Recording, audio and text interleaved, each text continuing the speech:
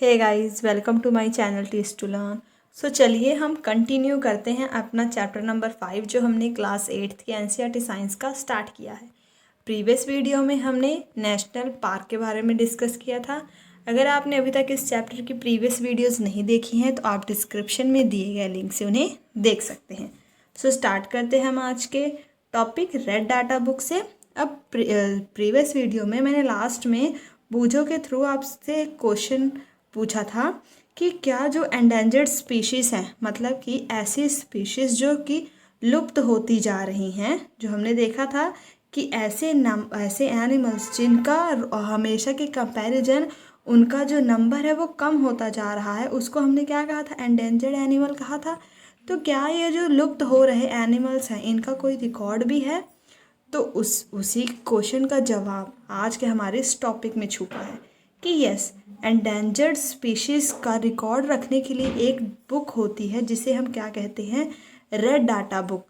Professor Ahmad ने बच्चों को समझाया कि ये क्या है। ये red data book source book है जो रिकॉर्ड रखती है सारे एंडेंजर्ड एनिमल्स और प्लांट्स का, मतलब कि ऐसे एनिमल्स और या प्लांट्स जो कि लुप्त होने की कगार पे हैं।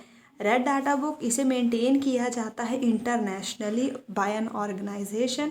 इंडिया भी अपना एक रेड डाटा बुक मेंटेन करती है। किसके लिए? ऐसे प्लांट्स और एनिमल्स के लिए जो कि इंडिया में पाए जाते हैं। तो ये था हमारा रेड डाटा बुक। आप इसे याद कर सकते हैं रेड से, कि रेड का मतलब क्या होता है? खतरा। तो फिर इसमें ऐसे एनिमल्स या ऐसे प्लांट्स की लिस्ट रखी जाती है जो खतरे पे हैं, मतलब लुप्त होने के कगार पे है। सेकंड टॉपिक हमारा क्या है? माइग्रेशन। माइग्रेशन क्या होता है? जब मतलब यहाँ पे उन्होंने बोला है कि जो बच्चे माधव जी के गाइडेंस में फॉरेस्ट के और अंदर जाते गए तो वो कहाँ बैठे थे? Near the Tawa reservoir to relax करने के लिए। टावा मतलब एक नदी था, उसके किनारे पे वो लोग बैठे। तो पहली क्या देख रही है? उस किनारे पे कुछ पक्षी आके पानी पी रहे हैं उस किनारे के पास। तो माधव जी ने बताया कि ये क्या है? माइग्रेटरी बर्ड्स है। अब माइग्रेटरी बर्ड्स का मतलब क्या है? कि दे बर्ड्स हैव फ्लोन, मतलब कि ये बहुत वर्ल्ड के अलग अलग पार्ट से उड़कर हमारे इंडिया में आए हैं। माइग्रेटरी बर्ड्स ये जो मतलब कि उड़ के आते हैं एवरी ईयर, हर साल ड्यूरिंग अ पार्टिकुलर टाइम, एक पार्टिकुलर टाइम पे ये लोग अपनी जगह छोड़ के हमारे इंडिया में आते हैं। किस लिए? Due to climate change. आखिर क्योंकि क्लाइमेट चेंज के कारण ये हमारे इंडिया में आते हैं। पर ऐसा क्यों? ये हमारे इंडिया में आते हैं अपना नेचुरल हैबिटेट छोड़ के फॉर लेइंग एग्स, क्योंकि इन्हें अपने अंडे देने होते हैं और जिस एरिया में ये लोग रह रहे होते हैं वहाँ का क्लाइमेट इनके अंडे देने के लिए सूटेबल नहीं होता। इसीलिए ये लोग उड़ के आते हैं हमारे इंडिया के वेदर में अपने नेचुरल हैबिटेट को छोड़कर अंडे देने के लिए, क्योंकि इनका जो नेचुरल हैबिटेट होता है वो बहुत ज़्यादा कोल्ड और अंडे देने के लिए सूटेबल नहीं होता। तो ऐसे बर्ड्स जो बहुत लंबा डिस्टेंस ट्रैवल करते हैं और दूसरी जगह जाते हैं उन्हें हम क्या कहते हैं? Migratory birds. इसका मतलब क्या होता है कि ये प्रवासी पक्षी है। प्रवासी का मतलब सभी को पता होगा कि ऐसे लोग जो अपना एक जगह से दूसरी जगह जाते हैं, वैसे ही यहाँ पे बर्ड्स है, ऐसे पक्षी जो एक जगह से दूसरी जगह जा रहे हैं फॉर लेइंग एग्स। नेक्स्ट क्या पे यहाँ दिया गया है? Recycling of paper. उससे पहले यहाँ पे पहले ने हमसे एक क्वेश्चन पूछा होगा कि अगर क्या हो, अगर कोई भी लकड़ी ना हो, क्या इसके अल्टरनेटिव, वुड के अल्टरनेटिव कोई भी चीज़ प्रेजेंट है? अब ये बोल रही है कि हाँ मुझे पता है कि जो फॉरेस्ट है उससे हमें एक इम्पॉर्टेंट प्रोडक्ट पेपर भी मिलता है। तो ये सोच रही है कि अगर जैसे क्या हम पेपर का अल्टरनेटिव को यूज़ कर सकते हैं, क्योंकि हमें पता है अगर पेपर से जो वुड है उससे पेपर बन रहा है, अगर पेपर के कारण मतलब पेपर बनाने के लिए हमें लकड़ियों को काटना पड़ रहा है, तो अगर पेपर का कोई अल्टरनेटिव अवेलेबल होगा तो लकड़ियाँ भी कम कटेंगे, तो डिफॉरेस्टेशन भी कम होगी। तो हम देखते हैं कि इसका कोई अल्टरनेटिव अवेलेबल है या नहीं। इसके अल्टरनेटिव में हम क्या कर सकते हैं? जो पीडीएफ होती हैं, जो ऑनलाइन पीडीएफ होती है, हम उसको यूज़ कर सकते हैं। क्योंकि अगर हम ऑनलाइन पीडीएफ यूज़ करेंगे तो बार बार प्रिंटिंग भी नहीं होगी, पेज भी वेस्ट नहीं होंगे। तो हम उसे यूज़ कर सकते हैं पेपर के अल्टरनेटिव की तरह। नेक्स्ट टॉपिक हमारा क्या है, रिसाइकलिंग ऑफ पेपर्स। की जो पेपर हैं जो पेड़ से बन रहे हैं, जैसे हमने देखा कि पेपर से बन रहे हैं, यहाँ पे प्रोफेसर अहमद भी बच्चों को वही बता रहे हैं कि डिफॉरेस्टेशन का एक दूसरा कॉज क्या है कि जो उनसे पेपर बनना, क्योंकि 17 बड़े पेड़ चाहिए 1 टन पेपर बनाने के लिए। मतलब कि 1 टन पेपर बनाने के लिए कितने ट्रीज़ को काटना पड़ता है, पूरे जो बड़े 17 फुल ग्रोन ट्रीज़ होते हैं उन्हें हमें काटना पड़ता है। इसीलिए हमें पेपर को सेव करना चाहिए। प्रोफेसर अहमद ने बच्चों को बताया कि हम पेपर को रिसाइकिल कर सकते हैं 5 to 7 टाइम्स फॉर यूज़।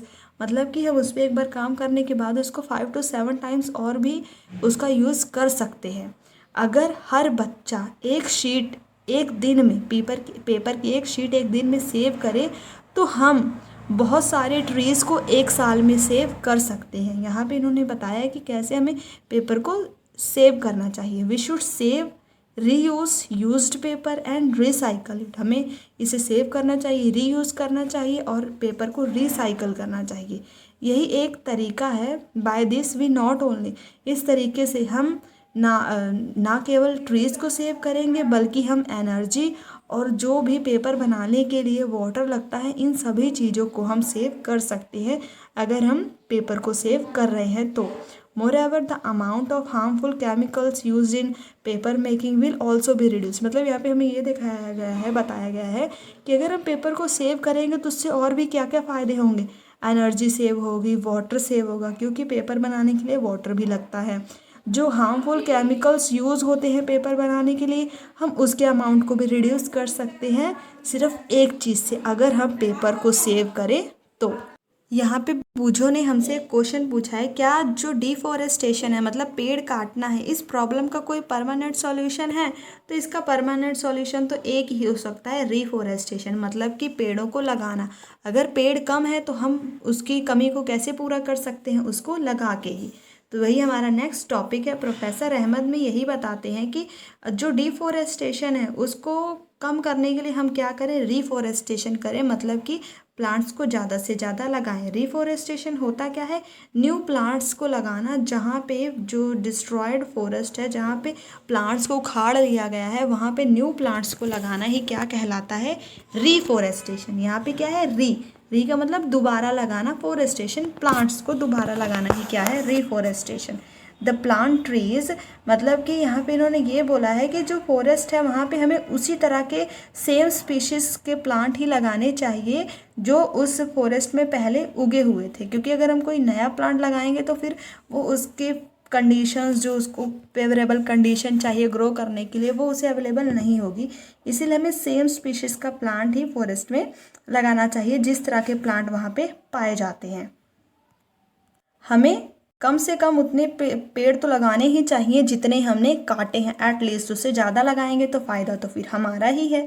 जो रिफॉरेस्टेशन है वो नेचुरली भी होता है, मतलब कि अगर जंगलों में, क्योंकि हमें पता है बीज वगैरह होते हैं, हवा से उड़ के एक जगह से दूसरी जगह चले गए तो वहाँ भी रिफॉरेस्टेशन से पेड़ अपने आप ही उग जाएगा। तो वही उन्होंने बोला है, जो रिफॉरेस्टेशन है नेचुरली भी होता है। If the forest area is left undisturbed it reestablished itself, मतलब कि अगर जहाँ पे पेड़ काटे गए हैं उसको वैसे ही छोड़ दिया है तो वहाँ पे दोबारा पेड़ अपने आप ही उग जाते हैं। नेचुरल रिफॉरेस्टेशन में ह्यूमन का भी कोई रोल नहीं रहता है, वहाँ पे अपने आप ही पेड़ उग जाते हैं। जो ह्यूमंस है उसने ऑलरेडी ही बहुत ही ज़्यादा डैमेज किया है, ट्रेमेंडियस डैमेज किया है फॉरेस्ट पे, मतलब फॉरेस्ट को ख़राब करने के लिए। अगर हम अपने फ्यूचर जनरेशन को ग्रीन वेल्थ दिखाना चाहते हैं प्लांट्स की, तो हमें ज़्यादा से ज़्यादा प्लांट्स को प्लांटेशन करना चाहिए। प्रोफेसर अहमद ने भी बच्चों को बताया कि इंडिया में भी एक फॉरेस्ट कंजर्वेशन एक्ट है, और इस एक्ट का एम ही क्या है, प्रिजर्व करना और कंजर्व करना। जो नेचुरल फॉरेस्ट है उसको प्रिजर्व करना और कंजर्व करना ही इस एक्ट का एम है, और जो पीपल की बेसिक नीड है जो उसको फॉरेस्ट से मिलती है उस चीज़ को भी पूरा करना। After some rest, Madhav ji थोड़ी देर रेस्ट लेने के बाद माधव जी ने चिल्ड्रन को बताया कि शाम होने वाली है और शाम होने के बाद जंगल में रहना थोड़ा एडवाइजेबल नहीं है, मतलब कि यूज़फुल नहीं है, हमें नहीं रहना चाहिए, नहीं रुकना चाहिए शाम होने के बाद जंगल में। तो जब वो जा रहे थे तो प्रोफेसर अहमद ने और चिल्ड्रंस ने माधव जी का पूरा थैंक यू किया, क्योंकि माधव जी ने उन्हें अपने एक्सपीरियंस से इस पूरे जंगल का विजिट कराया। चलिए हम जल्दी से रिकैप कर लेते हैं कि हमने पूरा सब क्या लर्न किया है। सबसे पहले हमने क्या देखा, wild life sanctuary, national park, wire reserve, ये सब ऐसे एरिया हैं जहाँ पे प्लांट्स और जो फॉरेस्ट और वाइल्ड एनिमल इन सबको कंजर्व किया जाता है। बायोडाइवर्सिटी का मतलब क्या होता है, वैरायटी ऑफ ऑर्गेनिजम्स जो एक स्पेसिफिक एरिया में को रेफर करते हैं, वैरायटी ऑफ ऑर्गेनिजम्स, उसे हम बायोडाइवर्सिटी कहते हैं। कोई भी प्लांट और एनिमल्स किसी एक पार्टिकुलर एरिया के, प्लांट्स को मैंने बोला था फ्लावर से लर्न करना है फ्लोरा, और एनिमल्स को फौना, किसी एक पार्टिकुलर एरिया के हम क्या कहते हैं, प्लांट्स को फ्लोरा और एनिमल्स को फौना। एंडेमिक स्पीशीज जो सिर्फ एक पार्टिकुलर एरिया में पाए जाते हैं, उसके अलावा वो कहीं और नहीं पाए जाते, उसे हम एंडेमिक स्पीशीज कहेंगे। और प्लांट्स और एनिमल्स, ये फ्लोरा और फौना और एंडेमिक स्पीशीज अलग है। एंडेमिक स्पीशीज जो किसी एक एरिया में पाए जाएं पर कहीं और ना पाए जाएं।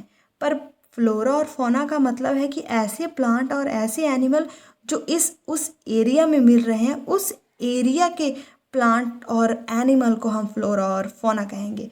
ये जो प्लांट और एनिमल है दूसरे एरिया में भी मिल सकते हैं, पर एंडेमिक स्पीशीज वाले सिर्फ उसी एरिया में मिलते हैं, कहीं और नहीं मिलते हैं।